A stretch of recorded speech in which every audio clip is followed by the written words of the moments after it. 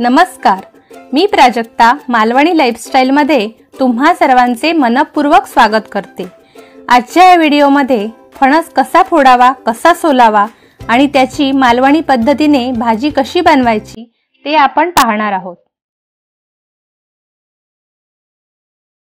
प्रथम आपण या कोयत्याला तेल लावून घेऊ आणि या फणसाचे 2 भाग करून घेऊ।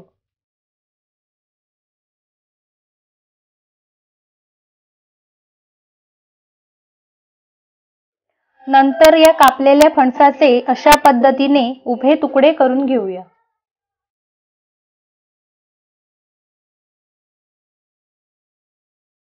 आता आपण इथे हातांना आणि विळीला खोबरेल तेल लावून घेऊया, कारण फणसाला खूपच जास्त प्रमाणात डिंक असतो। आता या तुकड्याच्या एका साइडला असलेली माव आणि दुसऱ्या साइडला असलेली काटेरी साल काढून घेऊ, म्हणजे मध्ये असलेले फणसाचे कच्चे गरे सुटे होतात आणि आपल्याला भाजी चिरणे सोपे होते।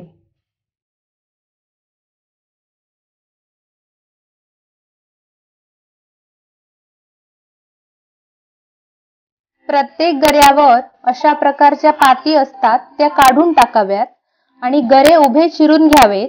तसेच आतमध्ये असणाऱ्या गोट्या म्हणजेच आठिळा बाजूला काढाव्यात। चिरलेली फणसाची भाजी मी 10 मिनिटे पाण्यामध्ये ठेवली होती, ती आपण आता एका प्लेटमध्ये काढून घेऊया। गऱ्यांसोबत मी काही गोट्या सुद्धा चिरून घेतल्या आहेत।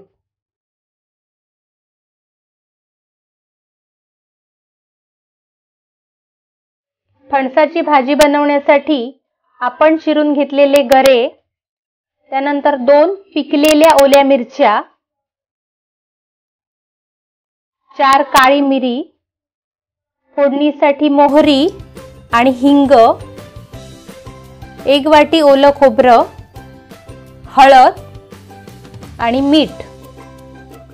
आता आपण वाटण बनवून घेऊ। त्यासाठी मिक्सरमध्ये ओलं खोबरं, मिरच्या, काळी मिरी,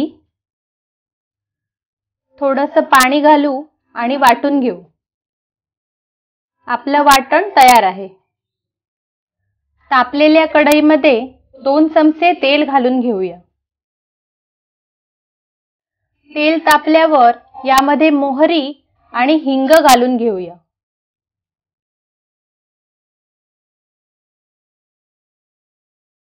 आपली मोहरी छान तडतडली आहे, तर यावरती आपण चिरलेली भाजी घालून घेऊया।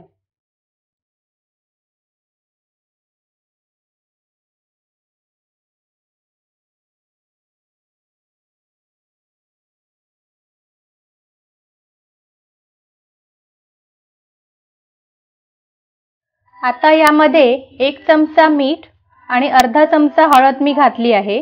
त्यासोबतच आपण वाटून घेतलेलं खोबऱ्याचं वाटण त्यामध्ये घालून घेऊया।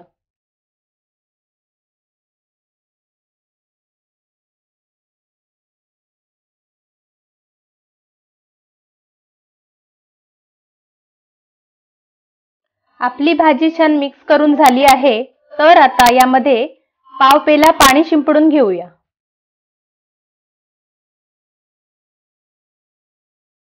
भाजीवर एक झाकण ठेवून 5 मिनिटे वाफ काढून घेऊया। आता पुन्हा एकदा भाजी ढवळून 10 मिनिटांसाठी झाकून वाफ काढावी आणि भाजी शिजवून घ्यावी। आपली फणसाची भाजी आता व्यवस्थित शिजलेली आहे।